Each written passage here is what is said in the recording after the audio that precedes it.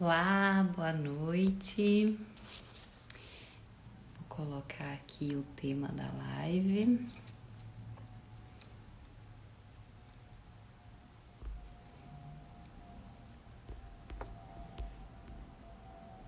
Boa noite.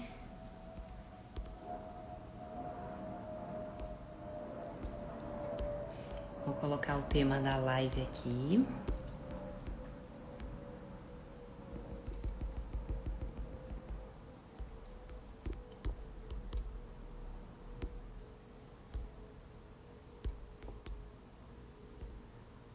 Boa noite para quem está chegando.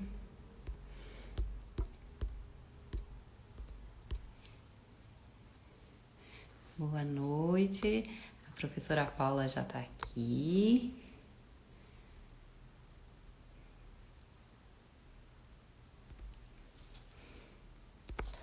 Chamei a professora Paula, assim a gente já vai conversando. Vamos ver se deu certo esse comecinho. Boa Olá, boa noite. noite, tudo bem? Tudo. Então, Deu professora, que certo estarmos alegria que deu certo. aqui. Obrigada novamente, Raquel, pelo convite, pela paciência para a gente organizar esse encontro. Não, imagina, eu sei que não é fácil, porque a vida Não, da gente sempre é muito corrida, né? E ainda mais com os compromissos de internet agora, não tem como. faz parte. Oi, todo mundo está entrando aqui agora, que bom, fico feliz. Então a gente vai falar um pouquinho, né, sobre a questão dos tratados internacionais, sobre a Constituição Federal, comemorar ainda aqui um pouquinho atrasado, né, aniversário da nossa Constituição, então fiquei muito feliz com o seu convite. Sigo muito o seu perfil, acho incrível as suas postagens, Sabe é que era isso maravilhoso. que eu ia falar? Que, assim, até eu começar o Leis pelo Mundo, 2 anos atrás, eu não tinha ideia da dimensão que era, da dificuldade, né, de trabalhar com internet, de fazer tudo isso. E você foi uma das primeiras pessoas que eu conheci virtualmente e que eu comecei a aprender muito. Então Ah, que bom! foi uma alegria, porque eu falei assim, e como eu tenho filhos, né, aquela sempre preocupação de internet ser uma coisa boa, mas eu acho que sim, nesse tempo eu tenho visto muita coisa boa, tenho aprendido, continuado. Foi bom para eu me manter também ativa quando eu não estava no Brasil e de saber o que estava se passando por aqui com vocês. Então, para mim sempre foi muito bom.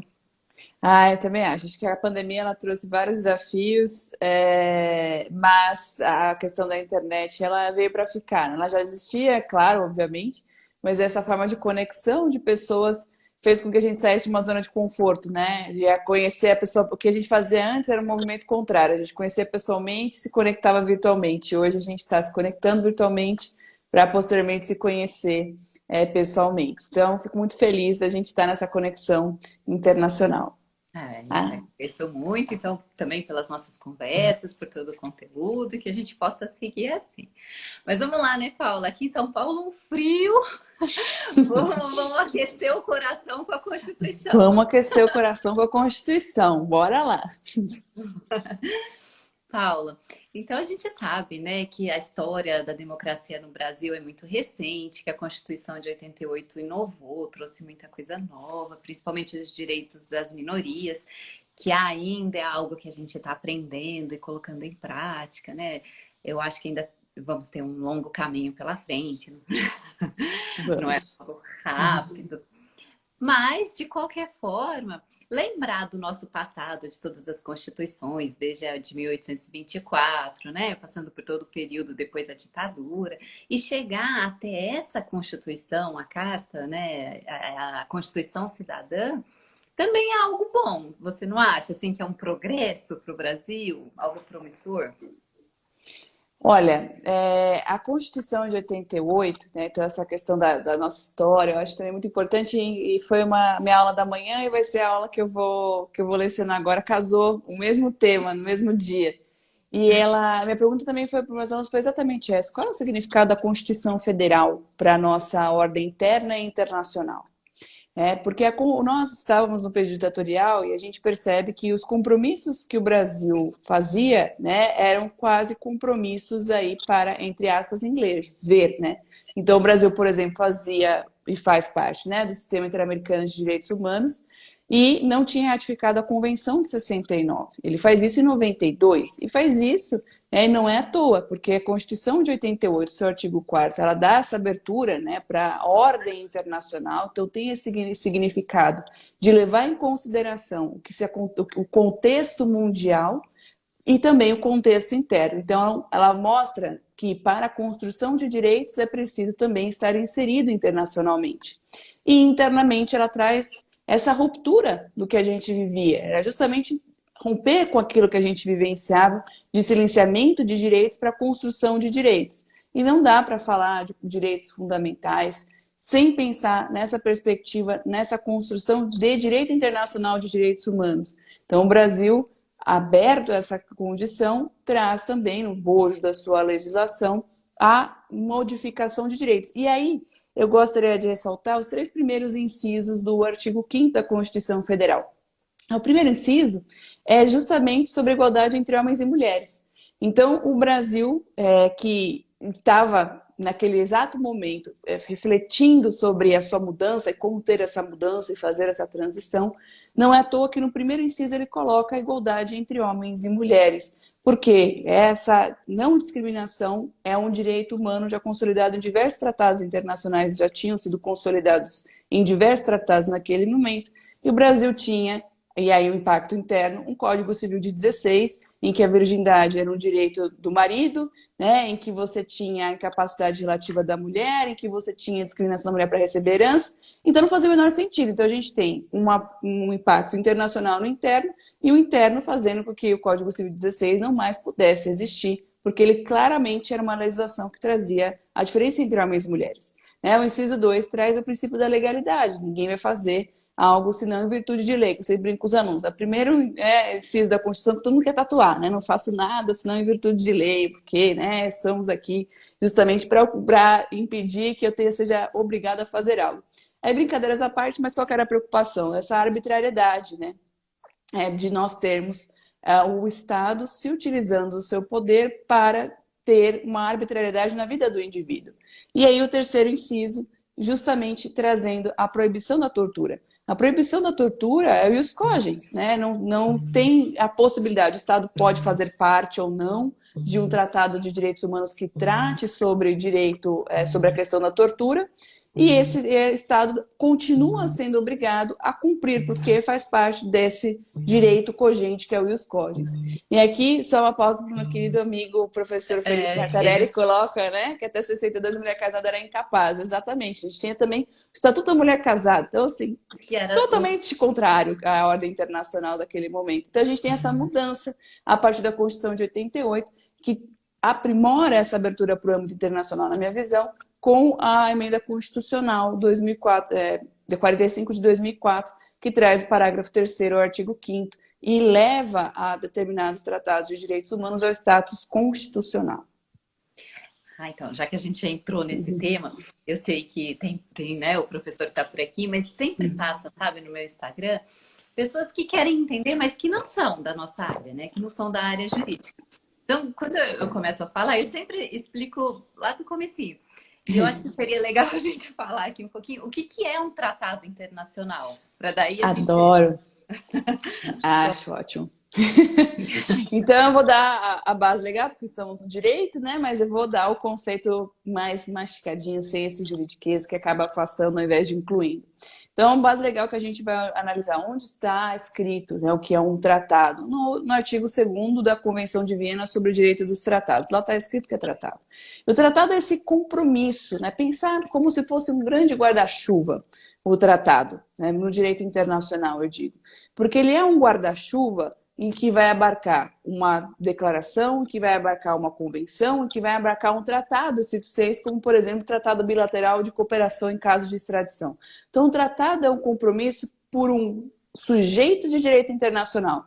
Que sujeito é esse? O Estado. Né? Então, o Estado-nação, né, essa construção de Estado-nação que nós temos, é aquele sujeito que nós chamamos de primário no direito internacional, porque é o primeiro, né? O direito internacional foi criado, né, na perspectiva de regular a relação dos Estados, e é ele que vai, nessa ordem internacional, criar uma obrigação.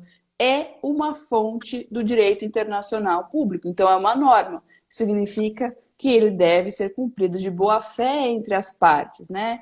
Pacta sunt servanda, aquele terminho que a gente sempre gosta, quem é do direito civil adora na parte de contratos, porque o tratado também não deixa de ser um contrato, né? Eu vou me comprometer a fazer algo, estou fazendo esse contrato em que há uma obrigação e ela deve ser cumprida de boa-fé. Então, o princípio da pacta sunt servanda também é previsto na Convenção de Viena sobre Direitos Tratados, no artigo 26, e é justamente isso. Então, o tratado é esse compromisso internacional de um Estado com outro Estado, de um Estado com demais Estados, a gente pensando no tratado multilateral, ou esse Estado fazendo com que esse tratado seja criado no âmbito de uma determinada organização, como, por exemplo, a ONU, e se comprometendo perante não só a organização que vai monitorar, dependendo de qual for esse tratado, se for um tratado que tenha uma forma de monitoramento, como, por exemplo, a Convenção para a Eliminação e Discriminação da Mulher, e vai se comprometer também aqueles que fazem parte dessa comunidade internacional. Então, o tratado seria justamente esse compromisso internacional. E cada vez mais são necessários, porque as relações se multiplicaram, a gente não vive num mundo isolado, o nosso mundo foi construído dessa forma, né, professora? Então, é algo recorrente. Agora, o que me deixa, assim, curiosa, sempre pensando, é porque, né, como que o Brasil passou tanto tempo antes da Constituição de 88, não cumprindo, né? Ou não levando tão a sério, talvez, se a gente pudesse falar assim, de forma simplista. Mas depois da Constituição de 88, o próprio artigo 5º trouxe esse tratamento diferenciado, que é uma grande coisa. Aliás, né, continuando falando lá do artigo 5º, todos os tratados são tratados, né? São considerados da mesma maneira pela Constituição. Ah, excelente pergunta, Raquel. Eu acho que é uma pergunta importante para quem está estudando para a OAB, também é um tema importante que a OAB gosta de cobrar, mas é importante também para a gente saber, já que essa globalização ela não tem volta, né, não existe essa possibilidade. Tem duas verdades que eu falo. A primeira é essa: as relações internacionais não vão deixar de existir, nenhum Estado consegue viver isoladamente, mesmo porque o impacto de um em consideração o meio ambiente que não conhece fronteiras. E a questão do consumo, né? Estaremos sempre consumindo, então a gente precisa consumir de uma forma mais equilibrada. E aí, como é que funciona na Constituição, já que a gente precisa, né, pensar? Então, tratados são exclusivamente de direitos humanos? Não. Primeiro ponto que a gente tem que levar em consideração. Que talvez há essa confusão. Então eu falei de compromisso internacional, estou falando de direitos humanos? Não. Né? Como eu mencionei, por exemplo, a questão de extradição, a questão de um tratado de tributação. Então, são diversas temáticas dentro dessa ideia de compromisso internacional. E aí a Constituição tem essa mudança, a partir dessa emenda constitucional de 2004, também é conhecida como reforma do Judiciário, e essa mudança vem com o parágrafo 3º, ou artigo 5º, que tem uma nomenclatura que os tratados de direitos humanos que forem aprovados, né, pelo 2/5 nas duas casas, etc., por aquele trâmite, terão natureza de emenda constitucional. E aí veio a pergunta: e os tratados que foram ratificados antes e os tratados que forem ratificados e não passarem por esse trâmite, foram apenas pelo processo de ratificação normal e são publicados via decreto legislativo? Qual é a natureza jurídica, afinal de contas, desse tratado de direitos humanos? Bate no STF, o STF decida, que afinal de contas é ele que interpreta a Constituição. E aí o STF, a partir de um caso, que é o caso do depositário infiel, né, que era a possibilidade da prisão civil por dívida. No Brasil hoje a gente só tem a prisão civil por dívida por conta de dívidas atreladas a alimentos, então isso existe, porque a Convenção Americana de Direitos Humanos de 69, ratificada apenas em 92, por conta dessa reabertura democrática brasileira, falava que não tinha. E aí, advogados e advogadas, na sua missão maravilhosa, né, bateram na porta do STF e falaram: então, temos uma norma que é contra a Convenção. E aí, né? E aí o STF teve que decidir duas coisas. Primeiro, esse tratado, qual é a natureza jurídica dele, afinal de contas? Né? Para poder, posteriormente, falar: sim, a gente vai continuar tendo a figura depois, a prisão civil o depositário fiel, não vamos ter essa figura do depositário fiel. E aí o STF entende que os tratados, então, artigo 5º, parágrafo 3º, terão esse caráter, né, essa natureza jurídica de emenda constitucional. Os demais tratados que forem incorporados sem ser pelo artigo 5º, parágrafo 3º, por esse trâmite, terão a natureza de supralegalidade. Então, significa dizer que estão abaixo da Constituição, se a gente pensar na piramidezinha, né, de Kelsen, não estão abaixo da Constituição, mas acima das demais leis infraconstitucionais, acima das leis ordinárias. E, por conta disso, a prisão civil por dívida do depositário infiel não mais fazia sentido no nosso ordenamento jurídico, porque é contrário a esse compromisso internacional do Brasil. Então, nós temos, até esse exato momento, essa visão do STF sobre a natureza jurídica dos tratados de direitos humanos que não forem incorporadas via artigo 5º, parágrafo 3º. Joia. Então, essa é a grande diferença, né? Eu lembro que quando eu sou um pouquinho mais velha que a professora, quando eu comecei a advogar, ainda tinha, né? Ainda era possível a prisão civil por dívida, tudo. Eu cheguei a ver. E aí, logo depois, né? Logo depois. Foi rápido, não foi uma... Passou assim, né? Passou. Já não podia mais, então a gente só podia prisão por dívida alimentar. Que eu acho que é um grande progresso, né? Isso daí é resquício, né? Da antiguidade, imagina, né? Essa mistura. Mas muito bom, professora, é uma aula que a gente está tendo. Agora, um bate-papo. Um bate-papo, mas com muita informação importante. E então, né, depois da emenda constitucional de 2004, existem já tem tratados que foram incorporados no direito interno brasileiro, né, com esse novo status, como se fosse uma norma constitucional? Se tem, né? Quais são eles? Não, essa pergunta ela é super pertinente, ainda mais que recentemente nós tivemos mais um tratado que foi considerado, né, com a natureza jurídica de emenda constitucional. Obrigada, professor Felipe. Ele que é maravilhoso. O professor Felipe, só fazendo um parênteses, é o professor que faz os melhores esquemas na lousa. Assim, um monte de inveja, porque eu não tenho essa habilidade no mundo virtual de fazer esquema na lousa. Sou péssima, então isso aí é com ele, eu queria um dia aprender. Mas esse debate foi algo recente porque o Brasil, né, ratificou e internalizou, via o artigo 5º, parágrafo 3º, a Convenção Interamericana contra o Racismo e Discriminação Racial, né?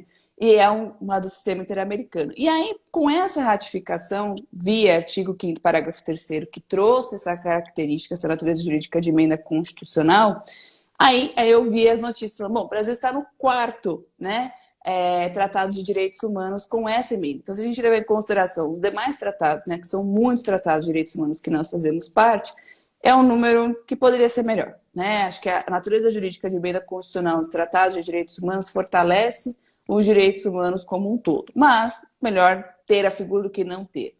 E nós temos, quais seriam esses outros 3 que eles são considerados aí no nosso ordenamento jurídico. Então, a Convenção de Nova York, né, a Convenção sobre o Direito das Pessoas com Deficiência, e o seu protocolo facultativo, então, considerado aí 2 tratados, e o Tratado de Marrakech, que é justamente para inclusão de pessoas com deficiência visual. O tratado tem uma nomenclatura que eu acho que poderia mudar, que ele fala pessoas cegas, então eu mesma já mudo na hora que eu vou falar o tratado, né, pessoas com deficiência visual, e busca justamente essa inclusão. Então, nós temos 4 tratados de direitos humanos, né? Lembrando que o 2º tratado, que é o Tratado de Pessoas com Deficiência, ele é com o seu protocolo facultativo.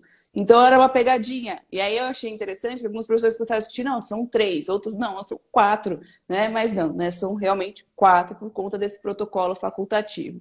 Então, eu vejo que é recente isso, né? Porque 2004 para cá, a gente perdemos a oportunidade de outros tratados que nós ratificamos anteriormente, mas é importante a gente ter ratificado, né? Eu acho que a preocupação maior é não fazer parte do compromisso internacional de direitos humanos do que reclamar, nossa, a gente não tem essa natureza jurídica nesse determinado tratado. Então, fazer as pazes com isso, nós temos um tratado do sistema interamericano, que é esse recente, da discriminação racial, e os outros 3 do sistema onusiano, compondo os 4 tratados que têm a natureza jurídica de emenda constitucional. Os demais, supralegal. Joia, perfeita a explicação. E esse compromisso nosso, né? Então, a Constituição com essa novidade, com essa alteração, traz inúmeras possibilidades daqui para frente. Vamos pensar assim, né? Que venham outros compromissos do mesmo nível. Professora, Exato. e você acha que, por exemplo, você acha que a Constituição, como será o futuro da Constituição nos próximos anos, no sentido desse lado internacional nosso, né? Não, porque Nesse a lado Constituição internacional nosso. é ampla. Brinco quando foi fazer para eu falar o momento mãe de Ná, né? Tem uma professora que é muito amiga minha, a professora Bianca, e ela usou uma vez ela fez essa brincadeira e eu agora eu utilizo também. Então, nesse momento, né, mãe de Ná. Então, eu acho que minha primeira preocupação do futuro da Constituição, pensando no âmbito interno, como isso se reflete no âmbito internacional, é o valor que elas têm na sociedade. Muito me preocupa, né, determinadas manifestações contrárias à própria Constituição. Então, o entendimento sobre o valor da Constituição, ela é fundamental para a gente poder aplicar aquilo que internacionalmente nós nos comprometemos, né, enquanto Estado. Então, para que a gente possa ter direitos humanos, a norma ela é extremamente importante ter direitos positivados. Mas, como já dizia Bob, nós já estamos em um momento em que nós temos consolidados, né, de uma forma positivada os direitos e agora a gente precisa implementar. Então, se a gente está pensando nessa implementação, não é criar mais tratados para poder ter essa emenda, essa ideia de emenda constitucional, mas sim, primeiramente, entender a construção desses direitos na Constituição. Eu acho que esse é o futuro que a Constituição precisa ter na nossa sociedade brasileira, que incorpore os valores que a Constituição tem, que se entenda o que são esses direitos fundamentais e como eles se aplicam na nossa vida, e, posteriormente, essa compreensão da internacionalização que vem como fundamento do Estado brasileiro, né, no artigo 4º da Constituição.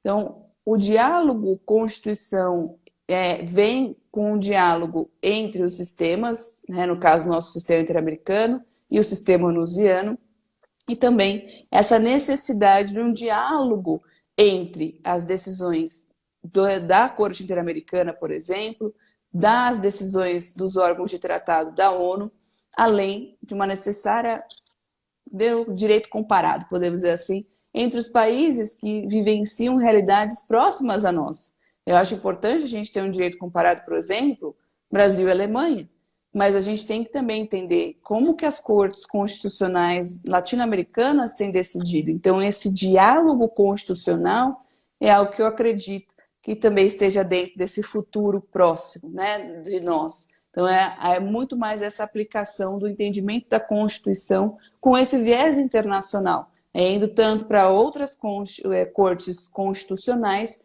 mas também com essa abertura para as cortes internacionais e os órgãos de tratado da ONU. Senão, a Constituição ela vai começar, e ela já vejo isso, socialmente está perdendo o seu valor. E ela é o instrumento mais importante do nosso ordenamento jurídico. Não porque a pirâmide de Kelsen traz isso para nós, mas porque ela constitui o Estado. Então, algumas pessoas falam, eu estou descrente com a Constituição porque a gente não implementou os direitos fundamentais. Talvez a gente não tenha consolidado, mas, por exemplo, hoje a gente está aqui e nós temos esse direito de advogar e trabalhar como professoras graças a uma mudança, né, de igualdade na questão de gênero. Realmente nós temos direitos fundamentais que ainda não foram totalmente implementados. Mas veja, até a ideia de igualdade entre homens e mulheres conseguiu ter uma nova visão na ideia de unidade familiar. Então, a partir de 2011, por exemplo, a nossa Corte Constitucional faz essa releitura do texto constitucional sobre o direito à não discriminação e permite o casamento de pessoas do mesmo sexo. Então, esse instrumento vivo que é a Constituição, ela deve caminhar também com essa construção histórica dos direitos humanos. E sempre lembrar que o diálogo entre não só fontes, mas cortes é fundamental para que a gente tenha direitos mais amplos e efetivos. Nossa, excelente. O diálogo entre cortes eu acho super importante. Porque, bom, primeiro que assim, as cortes mais antigas, as europeias, sempre já tem outro posicionamento muito mais avançado, mais antigo, na verdade. Agora, nós da América Latina, e aí o sistema interamericano é muito importante nesse contexto, porque a gente não Sim. tem esse costume, essa ligação tão forte que agora eu acredito que vem sendo criado, né? E a gente vê os juízes brasileiros, né? A professora Flávia Pelvezan lá. Eu sei de um trabalho, porque eu morei no Panamá também, então Que legal. então, tem uma pessoa super boa trabalhando igualdade de gênero na OEA, sabe? Então, a gente enxerga que, assim, países que antes a desigualdade entre gêneros no Panamá, até recentemente, era nítida, né? Até a quarentena deles foi muito estranha, porque eles determinaram por gênero. Então, um dia da semana podiam sair os homens, o outro as mulheres. E aí veio a grande crítica por lá e falar, não mais, a gente já não está mais num Panamá antigo, isso não existe, né? Então, cortaram, porque imagina só. Então, eu acredito muito, assim, nesse diálogo e nessa troca de informações, que vai ser sempre muito rica, né? Muito para a gente também não cometer os mesmos erros e para avançar num futuro mais promissor, eu acho. Eu acho que é exatamente isso. E antes da gente encerrar, e aí, já que você falou no sistema interamericano, eu acho que talvez ter muita gente do direito, talvez seja uma informação que todo mundo saiba, mas eu acho sempre importante ressaltar, né, qual é o impacto, afinal de contas, no âmbito interno.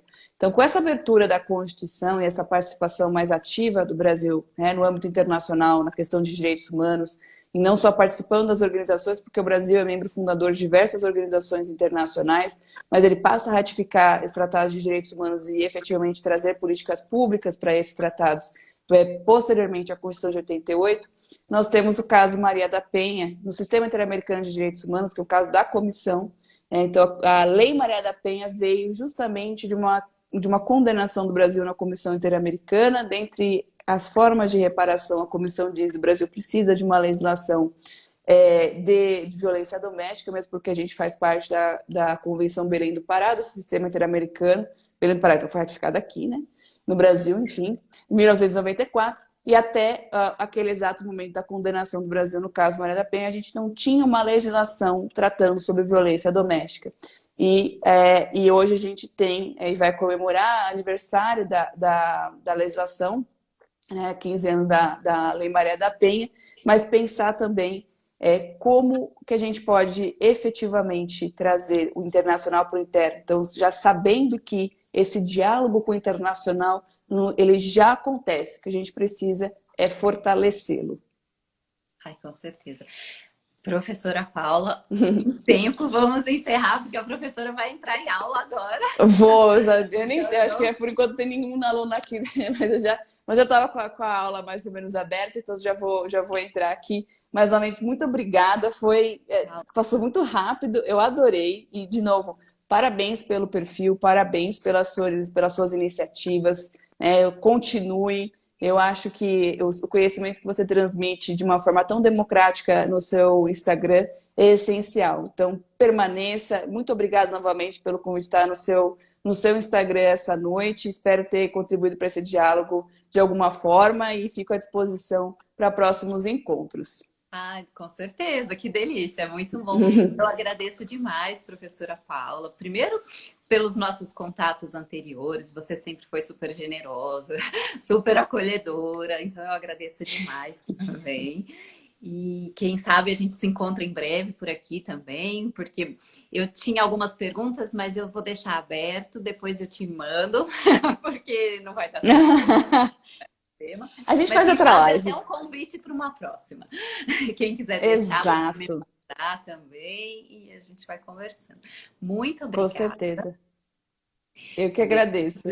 Que seja uma boa aula e uma boa semana para você por aí.